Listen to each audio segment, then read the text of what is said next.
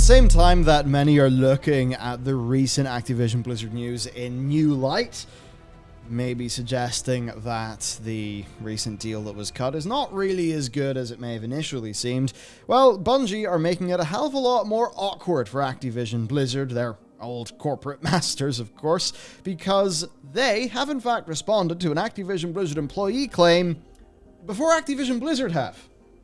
Which is very embarrassing and perhaps puts a little bit of pressure, I mean certainly it will put a lot of public pressure on Activision-Blizzard. First off, though, we should talk about ActiBliz themselves. So, earlier this week, we reported that ActiBliz had reached a settlement with the US Equal Employment Opportunities Commission, the EEOC. Now, this marked the end of a 3-year investigation into sexual harassment, discrimination, and retaliation. Their findings were communicated to ActiBliz back in June, and reports emerged last week with the two parties basically being in advanced settlement talks. Then, of course, those settlement talks happened, and the result of that was that ActiBliz needed to set up an employee restitution and compensation fund totaling $18 million. That any amount not used would be contributed to non-profits supporting women in games and further investments in diversity and inclusion in ActiBliz. That they also had to update their company policies, practices, and training, and also engage a neutral third-party equal opportunity consultant to ensure their compliance, and that individual would have to be approved by the EEOC. And also hire an internal EEO coordinator with relevant experience in the fields of issue. Now, at the time, we kind of thought, well, that is all good stuff on paper. However, look at the size of Bobby Kotick's bonus. Compare it to the 18 mil. Doesn't really feel that good. And ActiBlizzard are being very public about this. So they're clearly viewing this as a win for themselves and something that they want to put out there. So that's what a lot of the reactions were. Like, this is all good stuff, but it's suspicious that they're really pushing it so heavily, and it doesn't seem like it's a lot of money compared to ActiBliz themselves. Well, let's talk about the reaction then. Number one, many thinking the settlement does not go far enough, and that the settlement sum, as compared to Activision Blizzard's wallet, is not particularly large. Take Stephen Totillo of Axios. Workers, Activision Blizzard's 18 million fund is a slap in the face. Activision rep to me, we agreed on 18 million with the EEOC, who is an expert in this area. Stock expert, the settlement gives us comfort that monetary damages will remain immaterial. Worst case scenarios are off the table. So this is a way to cough up 18 mil to really make your overall position a lot more secure, of course.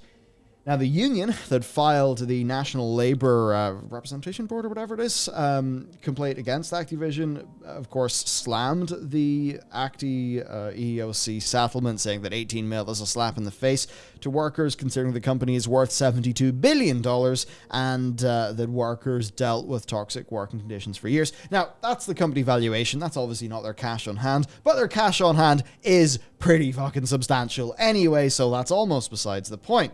Then going to the tweets of Cher Scarlett, who is a former software engineer at Activision Blizzard and currently a principal software engineer at Blizzard.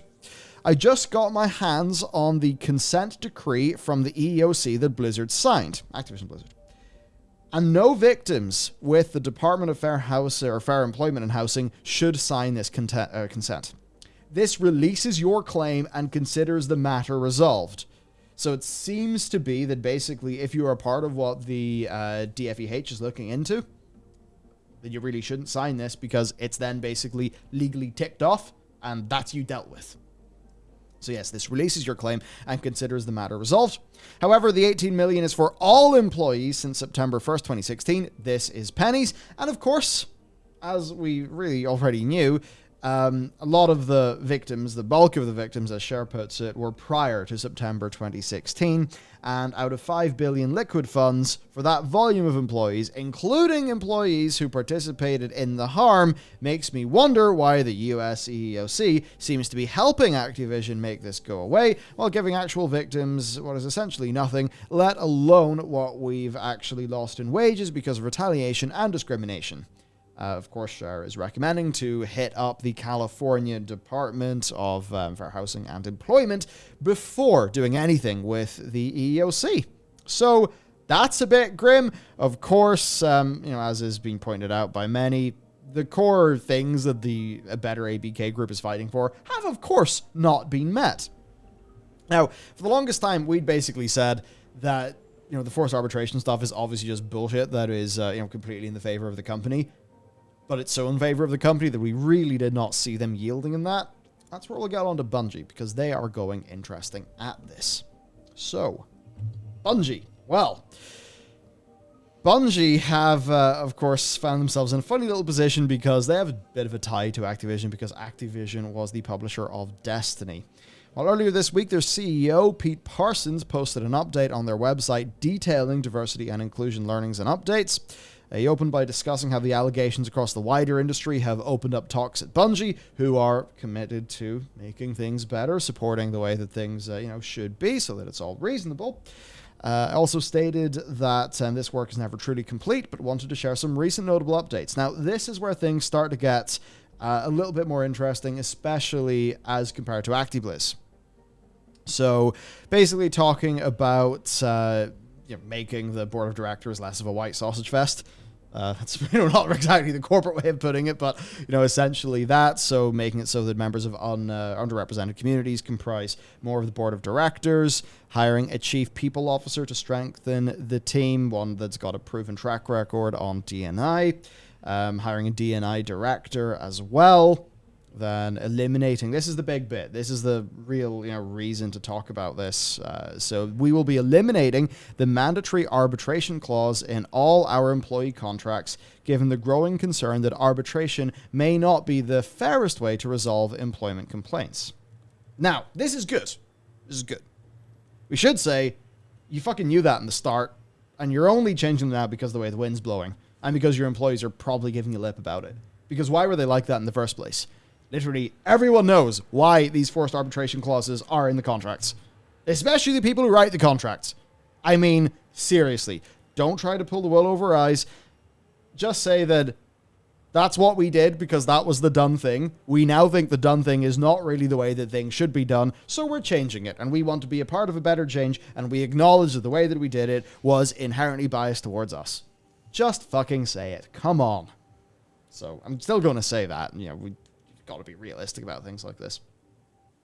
They've also talked about reviewing their hiring practices, continuing to invest in tools and processes to help avoid biases slipping into their processes, and to invest in training to basically just help bias not impact their performance reviews, promotion, and compensation talks.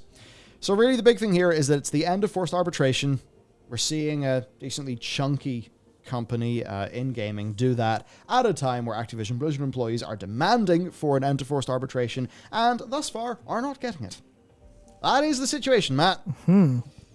I think it's really interesting that Better ABK are, so far they have not actually accomplished their goals with ABK, but they've accomplished it with a company that used to be affiliated with ABK. Quite funny, isn't it? So I think that's interesting, but it goes to show, I think, the actual power that the kind of, employees band together and say, no, this is what we want. I think you'll see the wind of change start from the smaller companies. Not to say Bungie's like a small mom and pop company kind of thing, but it's certainly smaller than an Activision-Blizzard. It's smaller than an EA. It's, you could see employees having more swing there, and the C-suite there isn't going to be a bunch of, ex-lawyers or ex-government people like it is with ABK, which means you're going to have ability to sort of influence them on what I think are more kind of moral and employee rights grounds, as opposed to the only thing talking being money, which seems to be the case with Activision Blizzard.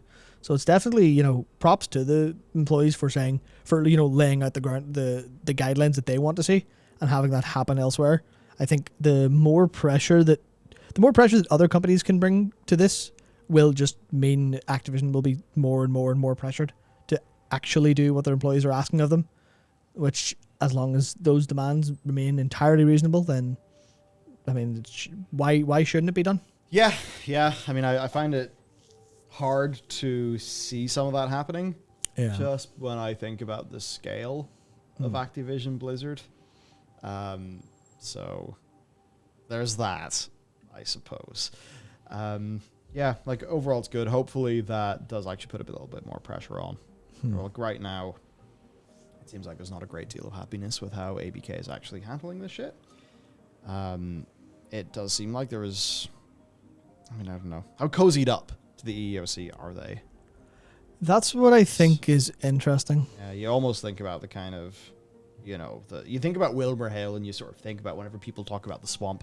Yeah. Because like Wilmer Hale, it was a bunch of, like some of the people there, had like been in government before, and then they go to the law firm, and then they, go and help protect the big business, and you're like, these are all, friggin' corporate bog creatures, Yeah, it's honestly, to me, it feels kind of the same as the potential in the UK government from obviously from watching Yes Minister and I think of it and stuff with your, they're series based in UK politics, but everything is a wink, wink, nudge, nudge that this fictional series is written by people with insider knowledge, so it's relatively accurate, and a lot of that deals with just cozying up to each other, shuffling around departments, giving people jobs because a job is an accolade.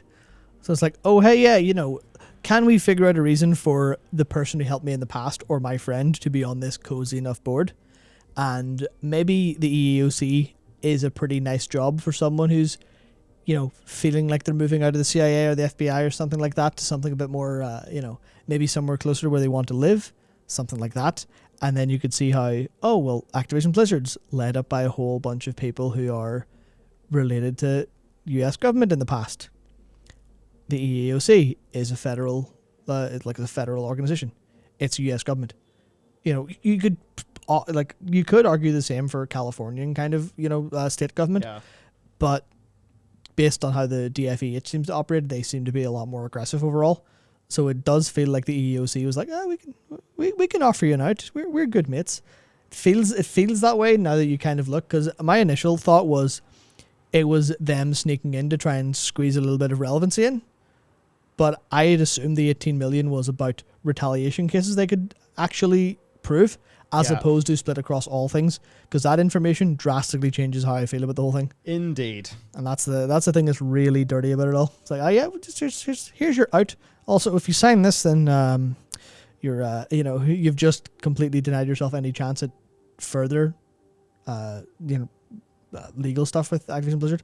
So, kind of have to wonder, is it all about the federal kind of people in bed together? Yeah, but it's hard to know.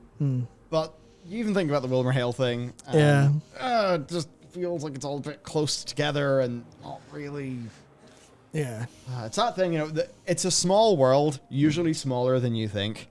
People tend to know each other, and yeah, it being all, I think, is the big change. And then, of course, not dealing with pre-2016 things. Yeah, dealing with historical cases. Because it's going to be hard for those historical cases, because you can make the argument that, really bad treatment at one point could set somebody in their career path down a fork in the road that is just so much worse. And, how do you deal with that? Because, at what point is it then that person's responsibility to pick themselves up after this horrible experience and, move on and get back to it? So, I don't really know how you, how you deal with a retaliation case and the damages caused by a retaliation case, because there's just so many instances here, especially when you think about what wages tend to be like in this sector and in the tech sector, in that where, you can sort of imagine like some of those numbers being really high in the total amount of compensation, which, is even more important when you think about the local living costs. These people will have experienced over a decent period of time in their career. Yeah, I mean, even like the logical element of, well, we passed you over for a promotion that was going to be, say 5 years ago. Even that is 2016, so even that's close enough. But, 5 years ago, we passed you up for promotion to this role because of an immutable characteristic or some form of discrimination. That role, in terms of the average being paid overall, is, say $100,000. Could you technically argue $500,000 is enough? Well, yeah, excluding damages. Well, if that person was, maybe they were going to move from like 65 to 100, or 70 to 100 for like a new, a big new role, then their literal damages like 30 a year. But well, did that then halt their general career advancement and trajectory at the company and all? So I don't even know how they start to sorting out a case like this. Yep. But in a lot of these cases, you can see it being quite a lot of damage, such that if there is an 18 million fund, but this has happened to enough people. If this has happened to dozens and dozens and dozens and dozens and dozens and dozens of people, you would wonder how it all splits up. So. Yeah, I mean, because one of the things I said the last time we talked about this was that the EEOC's average I think the average settlement overall per person was $40,000. Yeah. So I would say that seems, obviously back then I also brought up that would be, that would include EEOC stuff across the entire wage bracket, which you would imagine tends to be, based on the proportion of the labor force, that average would be dragged substantially down by lower wage jobs than working in the tech sector. Yeah, it's not going to be all tech California. Yeah, so if you assume tech California, that would stretch up a little bit. But even at 40,000, that's 450 employees. That would get 40 grand out of 18 million. But that's, the more than 450 involved in all of this stuff overall. So it's certainly something. I think one of the things going forward for this case, I think will, because obviously we're talking about the federal involvement and how that seems to have been a little bit, you could draw links between people at Activision-Blizzard and people in other parts of the federal government. So you have to wonder, is the SEC being what it is more removed from that overall, or is that going to have the same problem? Because I think given what the SEC does, I think they are a little bit more removed from that and will take big money people to task. Yeah. But you have to wonder. Well, the SEC's job overall is to preserve the integrity of the stock market and all of that. So you would certainly hope so. Yeah. So look, it's interesting. I don't think there's not a massive amount extra that we can really get here because we are not big subject matter experts on these things, even within our own jurisdiction. Yeah. So the best we can do is try to make a reasonably informed guess. I would say if you are involved in say this kind of litigation, if you're a law person, let us know what you think in this. It certainly seems like the heat is not dissipating, and I think that's almost certainly a good thing for workers and them getting better treatment and the like. So and props to Bungie for firing a shot across the bow. They're like, well, we can do it, so why can't you? Yeah, indeed. So with that said, thanks for watching. Let us know what you think about today's story. There will be more things on the channel tomorrow. There were things on the channel yesterday, so check them out. And with that, I'll see you next time.